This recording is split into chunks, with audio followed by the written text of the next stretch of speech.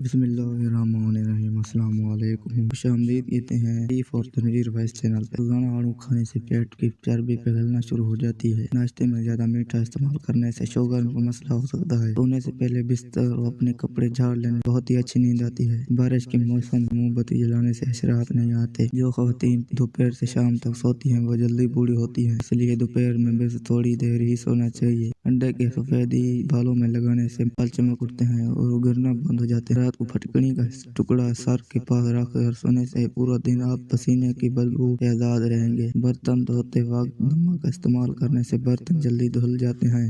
ज्यादा खा लेने की सूरत में अगर भारी महसूस हो तो पुदीने के पत्ते खा लें। बैठे बैठे कमर में दर्द हो जाए तो टखनों के ऊपर चटकी के साथ खा लीजिए, इंशाल्लाह गर्मी दाने और बेया खत्म। अगर गर्मियां होने से कबल ही 10 दिन तक ये कोर्स कर लें तो इनको कभी गर्मी दाने निकलेंगे ही नहीं। जो रात के वक्त इलायची वाला दूध ही पी कर सो जाए, इसको जोड़ों का दर्द नहीं होगा। ज्यादा नमक खाने से दिल कमजोर होता है और पट्ठों में दर्द बैठ जाता है। ज़हनी दबाव दिमाग और दिल को कमजोर करता है। नमकीन लस्सी पीने से दिल को ताकत मिलती है। रात को ज्यादा खाने वाला इंसान बहुत जल्द बूढ़ा हो जाता है। चीनी ज्यादा इस्तेमाल करने से दहन कमजोर होता है। काले जरकान के मर्ज से बचना है तो गन्ने का रस पिया करो।